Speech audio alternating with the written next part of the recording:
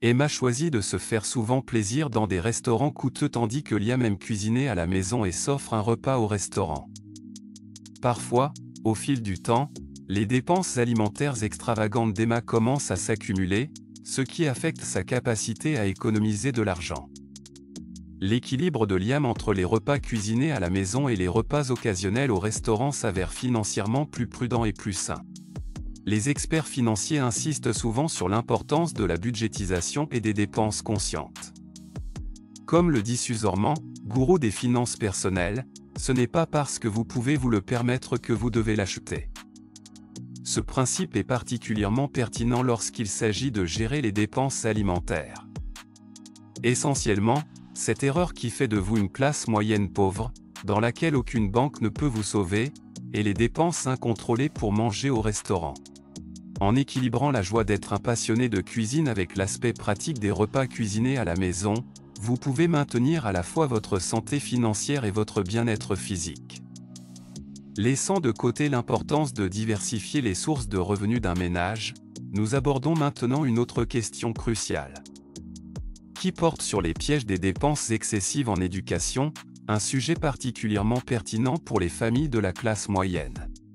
Voyez-vous, l'éducation est souvent considérée comme la clé pour sortir de la pauvreté et gravir l'échelle sociale, en particulier pour les familles de la classe moyenne. Cependant, la frontière est mince entre investir dans l'éducation et y dépenser trop. Aux États-Unis, le coût de l'éducation d'un enfant est estimé à 240 000 €. Avant même que les dépenses universitaires ne soient prises en compte lorsqu'il s'agit d'études supérieures, les chiffres sont tout aussi décourageants par rapport aux dernières années académiques et à la présence universitaire. Le coût annuel moyen est d'environ 22 690 pour un collège public et de 51 690 pour un collège privé, comme le rapporte le Conseil des collèges. Tout cela s'apparente à marcher sur une corde raide. D'un côté, il y a la valeur indéniable d'une bonne éducation. Mais de l'autre, il y a le risque d'être alourdi par le fardeau financier. Il s'agit de trouver le bon équilibre, c'est-à-dire d'investir judicieusement dans l'éducation, sans compromettre votre santé financière. Une partie intégrante de cette discussion, il s'agit de la question des prêts étudiants. Ces prêts peuvent être une arme à double tranchant. Ils donnent accès à l'éducation, mais peuvent aussi conduire à une vie d'endettement. Cette erreur qui fait de vous une classe moyenne pauvre dans laquelle aucune banque ne peut vous sauver, c'est comme commander un repas de 5 plats alors que vous n'avez qu'un peu faim. Cela semble être une excellente idée, mais vous vous sentez dépassé et surchargé. Imaginez la famille Anderson, qui encourage ses enfants à fréquenter des universités à prix élevés. Il en résulte une dette substantielle pour les prêts étudiants, contrairement aux Brown, qui optent pour des parcours éducatifs plus abordables, comme les collèges communautaires et les universités publiques, ou même des bourses et des subventions. Au fil du temps, les Brown se retrouvent dans une situation financière plus stable, tandis que les Anderson sont aux prises avec le fardeau de la dette étudiante. De nombreux experts financiers conseillent la prudence dans les dépenses d'éducation. Comme le souligne souvent Suze Orman, conseillère financière, il est essentiel de tenir compte du rendement du capital investi lorsqu'il s'agit de coûts d'éducation. Il s'agit d'évaluer le revenu potentiel par rapport à la dette contractée. Par conséquent, s'il est crucial d'investir dans l'éducation, cela ne doit pas se faire au détriment de la stabilité financière. Il est essentiel de prendre des décisions judicieuses en matière de dépenses d'études et de prêts étudiants pour éviter ce piège courant de la classe moyenne. La prochaine erreur qui fait de vous une classe moyenne pauvre est la tendance à compter sur soi-même pour tout. Cette habitude, souvent enracinée dans le désir d'économiser de l'argent, peut paradoxalement entraîner une perte importante de temps et de revenus potentiels. Dans le but de réduire les coûts, de nombreux membres de la classe moyenne assument eux-mêmes des tâches, qu'il s'agisse de réparation domiciliaire ou de la gestion des finances personnelles. Bien que cette approche de bricolage puisse permettre d'économiser de l'argent dès le départ, elle se fait souvent au détriment d'un temps précieux qui pourrait être consacré à des activités plus productives, comme l'acquisition de nouvelles compétences ou l'obtention d'un revenu supplémentaire. Essayer de tout faire soi-même, c'est comme essayer de se couper les cheveux soi-même. Cela semble être une bonne idée jusqu'à ce que vous vous retrouviez avec une coupe de cheveux déséquilibrée et que vous deviez dépenser plus pour la réparer. Le temps est une ressource tout aussi précieuse que l'argent. En consacrant des heures à des tâches qui pourraient être gérées efficacement par des professionnels ou des systèmes automatisés, vous pourriez économiser quelques dollars, mais perdre des occasions de gagner plus. Il est essentiel de peser le coût de votre temps par rapport aux économies potentielles que vous pourriez réaliser vous-même. Prenons l'exemple de deux familles, les Carter et les Smith. Les Carter insistent pour tout gérer eux-mêmes afin d'économiser de l'argent. Ils passent les week-ends et les soirées à effectuer diverses tâches. Qu'il s'agisse de réparation de voitures ou de déclaration de revenus, les Smiths choisissent toutefois d'externaliser certaines tâches, ce qui leur permet de se concentrer sur leurs activités secondaires et leur famille. Au fil du temps, les Smiths gagnent non seulement du temps, mais augmentent également leurs revenus, tandis que les Carter se retrouvent coincés dans un cycle de travail constant avec des progrès financiers limités. Cette approche est validée par des études de gestion du temps, qui soulignent l'importance de déléguer ou d'externaliser des activités non essentielles pour se concentrer sur des tâches à forte valeur ajoutée. Comme le conseille Robert Kiyosaki, auteur de Père riche, Père pauvre, il est important de travailler plus intelligemment, pas plus dur. Cela signifie qu'il est préférable de consacrer votre temps à des activités qui contribuent à votre croissance financière.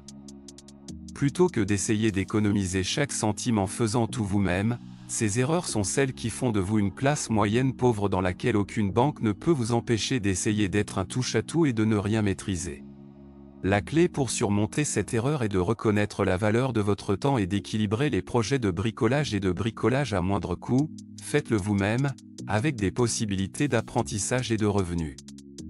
Ensuite, il est temps de remédier à l'erreur numéro 8. Se contenter du statu quo. Cette erreur est particulièrement répandue chez les personnes de la classe moyenne qui, lorsqu'elles atteignent un niveau de revenu confortable, cessent de chercher à s'enrichir financièrement. Il y a une tendance commune à devenir complaisant une fois qu'un certain niveau de revenu est atteint. Ce revenu peut être suffisant pour subvenir aux besoins de base et s'offrir quelques luxes, conduisant à un sentiment de contentement. Cependant, cette zone de confort peut être un piège de croissance financière.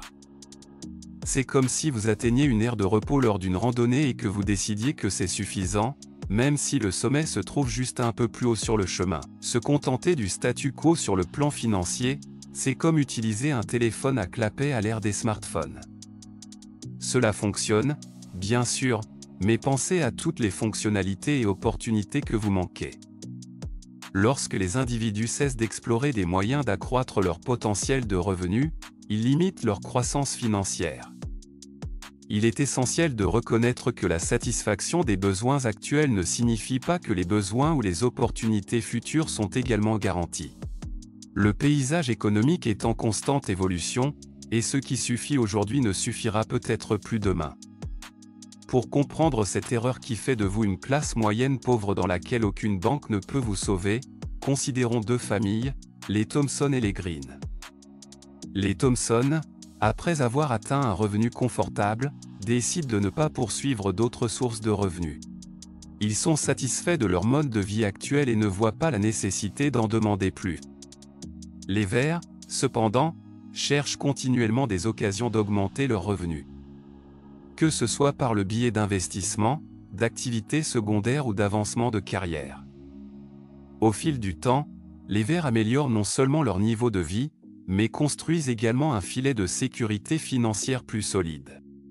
Ceci s'appuie sur les théories de la croissance financière, qui suggèrent que l'amélioration et l'adaptation continue sont essentielles à la réussite financière à long terme. Comme le dit souvent le gourou de la finance Grant Cardone, le succès est votre devoir, votre obligation et votre responsabilité. Cette mentalité encourage la recherche continue de l'amélioration et de la croissance, plutôt que de se contenter de ce que l'on a déjà. Donc, l'erreur numéro 8, qui fait de vous une classe moyenne pauvre dans laquelle aucune banque ne peut vous sauver, est de devenir trop à l'aise avec le statu quo. La clé pour surmonter cette erreur est de maintenir un état d'esprit de croissance et de rechercher continuellement des occasions d'élargir vos capacités financières. Ensuite, nous explorerons une autre erreur critique qui empêche de nombreuses personnes de la classe moyenne de réaliser leur plein potentiel financier. C'est-à-dire ignorer le régime de retraite.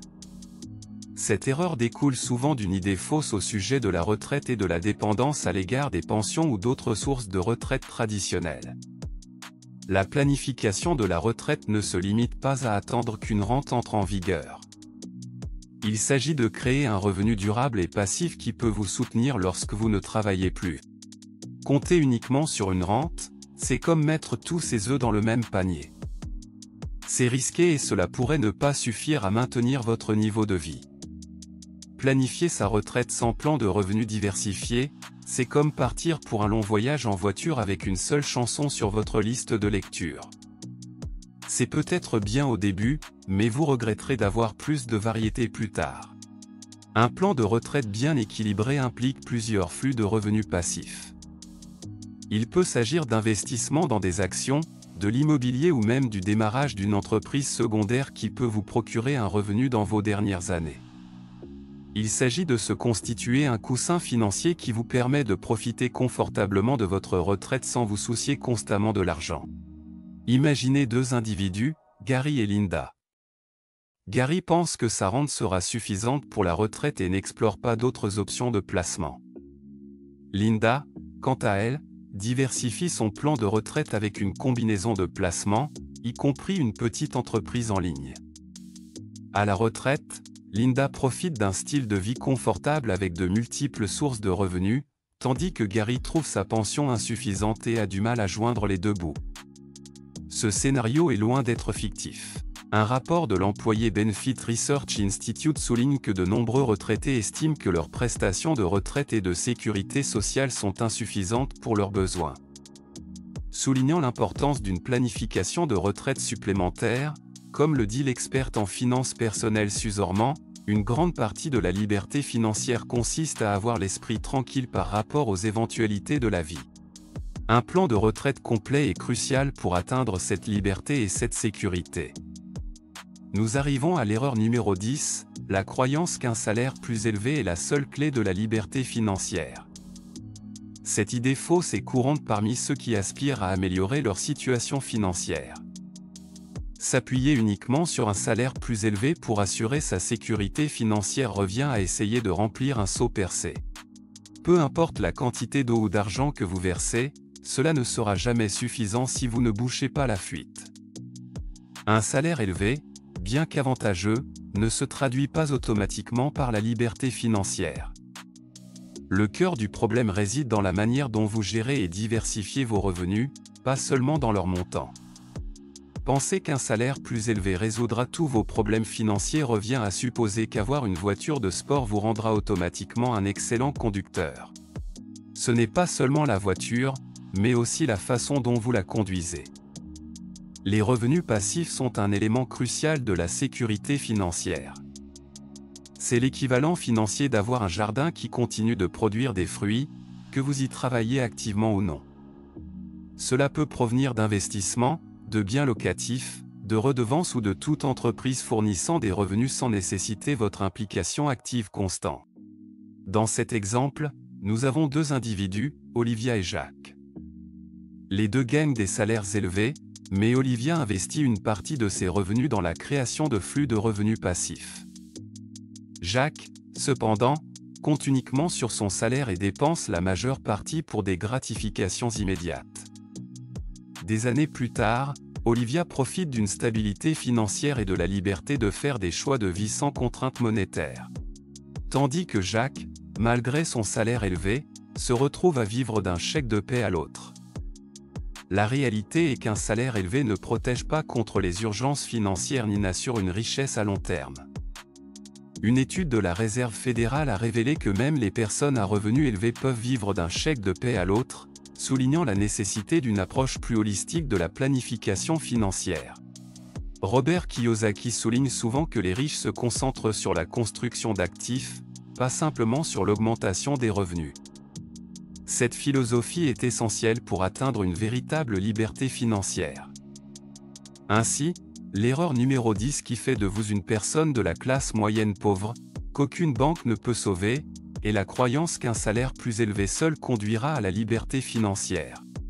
La véritable indépendance financière découle d'une gestion intelligente de l'argent, de la création de flux de revenus passifs et de l'investissement dans des actifs qui croissent avec le temps.